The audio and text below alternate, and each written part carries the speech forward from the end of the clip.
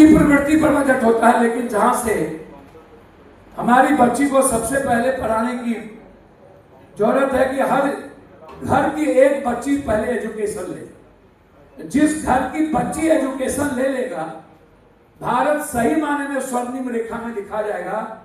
जब तक हिंदुस्तान की बेटी बहन हमारी शिक्षित नहीं होगी, तब तक भारत को हम कभी भी स्वर्णिम इतिहास की ओर नहीं बढ़ा पाए। ये सवाल है। हम नारा लगाते रहते हैं बेटी पढ़ाओ बेटी बचाओ। अब बड़ा बड़ा कोटा, लगभग 80,000 करोड़ का माफिया है वहां। 80,000 करोड़ एक कोटा, एक हब है। कोटा का जो रेट है एजुकेशन, जो बच्चे वहां पढ़ने जाते हैं वो बड़े बड़े पिटा के बड़े बड़े बच्चे वहां पढ़ने जाते हैं। इकोनॉमिकल जो कम है, कमजोर है, वो नहीं जा सकता। मैं कोटा कई बार गया हूं। लगभग हर साल वहां पर 900, 600, 800, 700, 500 बच्चे आत्महत्या करते हैं, डिप्रेस पे जाते हैं। ऐसा नहीं है। वहां जो टीचर वहां है, वो टीचर बिहार और यूपी का, लगभग बिहार के टीचर वहां पढ़ाते हैं जाके। ऐसा नहीं है कि वो टीचर यहाँ है। और जो एजुकेशन रेट है जिसके लिए हम जाते हैं वहां पर, उसका जो कोटा में मैं देखा 1.2, 1.1, कभी कभी 2 पॉइंट क्रॉस किया। हमारे बच्चे सक्सेस नहीं कर पाते। मैंने जीराबाज मूल्यांकन किया, ये बात कई बार हम सदन में भी बोले, और हमारे बच्चे को लगता है हम वहां चले जाए। क्यों लगता है हमारे बच्चे को कि हमको पटना नहीं रहना चाहिए या मधेपुरा में या छपरा में नहीं रहना चाहिए? क्योंकि वो फ्रीडम चाहता है। उसको लगता है यदि मैं फ्रीडम में जीना चाहता हूं तो हमको दूर रहना पड़ेगा, माँ बाप के से दूर रहना पड़ेगा। माँ बाप हम पर अंकुश ना डाले। हम ऐसे जगह जाकर के पढ़ें जहां मैं अपनी आजादी के साथ अपने तरीके से अपनी जिंदगी को जी पाऊं। वहां कोई ऑब्स्टेकल ना हो, वहां कोई अनुशासन ना हो, वहां कंप्लीट रूप से हमारा बच्चा, हमारा बेटा बेटी, जैसे मेरे सगे भाई थे मुखिया जी, उनका बेटा दोनों वहां पढ़ता था कोटा में। 100 स्पीड में गाड़ी एक्सीडेंट किया, 100 की स्पीड मोटरसाइकिल। हम मुखिया जी को कहते रह गए, लेकिन मुखिया जी हमारी बात को नहीं माने कि आप गाड़ी मत दीजिए। दे दिया। किसी तरह हम हेलीकॉप्टर से दिल्ली लाए। हम उस दोनों बच्चे को किसी तरह बचा पाए, नहीं बचने की स्थिति थी। तो हम अपने परिवार से ही जब देखते हैं तो हमको अनुभव होता है कि कई जगह कहां बड़ी बड़ी संस्थाएं खुली। क्या है भैया बंगलोर में, कर्नाटक में कौन सा बड़का एमटेक, बीटेक, ये क्या बड़ा बड़ा जो संस्थाएं खुली, इंजीनियरिंग का, भोपाल जाइए, अन्य जगह पर जाइए, वो इन्वायरमेंट की बात होती है। और फिर मैं आपको कह रहा हूं, सबसे ज्यादा दोषी कोई है तो वो परिवार है, माँ बाप है। क्योंकि माँ बाप का गाइडेंस, माँ बाप बच्चों को हॉस्टल में कहीं डाल करके वो फ्री हो जाता है, क्या मुझे कोई गाइडेंस की जरूरत नहीं। बहुत माँ बाप तो ऐसे होते हैं कि छुट्टी में भी अपने बच्चों को ले जाना उचित नहीं समझते। उनको लगता है कि वहीं छोड़ दो। अब वो जानना नहीं चाहते कि छुट्टी में उसके बच्चे डिप्रेस हो जाएंगे, अकेला 2 आदमी के साथ कैसे जिएगा, इस पर कोई बातचीत नहीं होती है। और अच्छा हॉस्टल, कोई भी, मैं बार बार कहता हूं, कोई भी दुनिया में जो भी व्यक्ति कोई भी बिजनेस करता है उसके साथ बहुत बेईमानी नहीं कर सकता,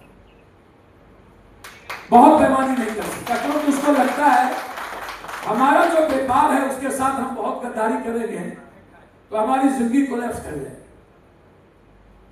जितना मैंने अनुभव किया है किसी भी चीजों को, मैं मानता हूं, जैसे मैं कई बार कहता हूं, मेडिकल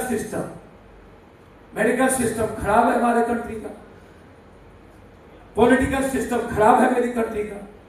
1100 करोड़ में आपको आश्चर्य होगा, एक ठो गेट बना है, एक ठो गेट दरभंगा एम्स का, 1100 करोड़ एक गेट, और 200 करोड़ की मिट्टी गेट पर डली। 3 करोड़ में इंडिया गेट बना था, और आज उसको यदि मैं लागत लगाऊं तो 150 करोड़ होगी। 1100 करोड़ में हम बना करके भी चुप हो जाते हैं। तो इसीलिए जो लोग यहां पर हैं, मैं हमेशा से, जो सबू हॉस्टल में मैं हुआ, मैं कई बार कहा, मैन टू मैन वेरिएशन करता है, क्या हुआ क्या नहीं हुआ उस पर अभी मैं विशेष चर्चा हमेशा करता रहा। बड़ी घटना घटित होती रहती है। अभी भी दरभंगा में, अभी मुजफ्फरपुर में बच्चा चाइल्ड वाला जो है, जहां बड़ी घटना घटित थी, हम लड़े थे एक साल सेंटर होम, फिर सेंटर होम में अभी 10 दिन पहले बड़ी घटना घटी। इसमें सबसे बड़ा दोषी सिस्टम है, नेताओं की इच्छा शक्ति है, सरकार की इच्छा शक्ति नहीं है। इच्छा शक्ति मर चुकी है। यदि हम लॉ को लॉफुल बनावें, एक्सक्यूट करें, हॉस्टल जैसे मैं कई बार कहता हूं, डीटीओ, एमवीआई, भैया थोड़ा देर चुप रहिए प्लीज, मेरा रिक्वेस्ट। डीटीओ, एमवीआई,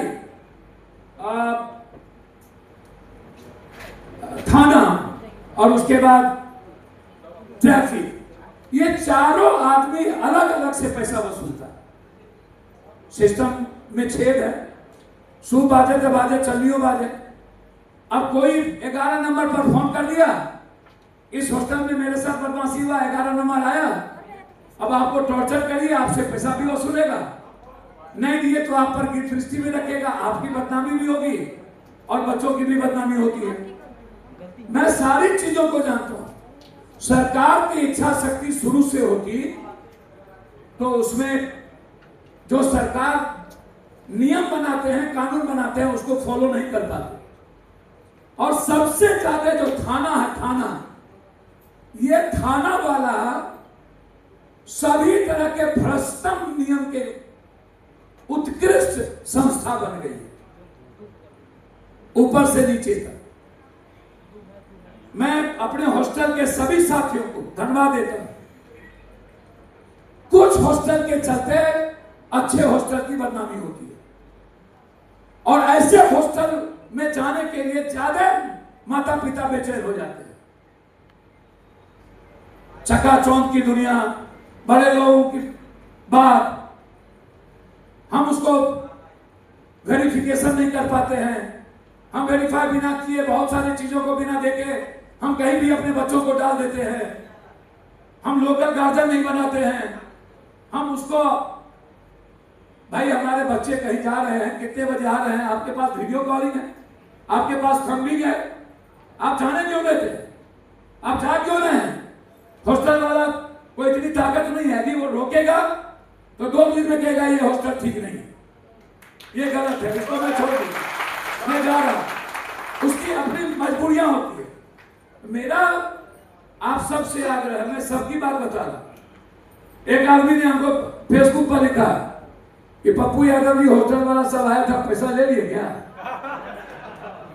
आप उसको केस समझावे, जितना हॉस्टल वाला जिंदगी भर कमाएगा उतना हम डेली और महीना में बांटते हैं। तो मेरा फेसबुक पर देख लो, हमको कितना पैसा आप दे दीजिएगा, क्या कौन दे देगा पप्पू यादव? हम 7 बार एमपी हैं। सोशल मीडिया पर लिखने वालों की कमी नहीं है, किसी को माँ, किसी को बहन, जो मन आता है सो लिखता है।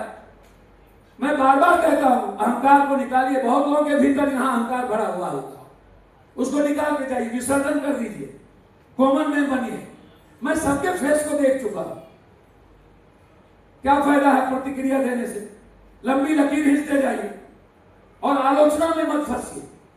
जो प्रतिक्रिया देना बंद कर देगा वो हीरो ना हो जाए तो मेरा नाम बदल देंगे। आप बंद करिए प्रतिक्रिया देना, आपको सुनना पड़ेगा क्योंकि आप संस्थाएं चला रहे हैं। आपको पितमरू होना पड़ेगा, आप रिएक्ट नहीं कर सकते हैं और आप ताकत भी नहीं दिखा सकते। आजकल तो सब लोग बाउंसर ले लेके चलते हैं, सारा भावा बाउंसर, नेता बाउंसर, कोचिंग माफिया बाउंसर, जितना क्वेश्चन रिकॉर्ड हो सब में कोचिंग माफिया। एसएससी में हम लड़े, हिंदी सीसेट में, यूपीएससी में पप्पू यादव पर दिल्ली में गोली चली, हमने अडवाणी जी के हाथ से बिल छीन लिया।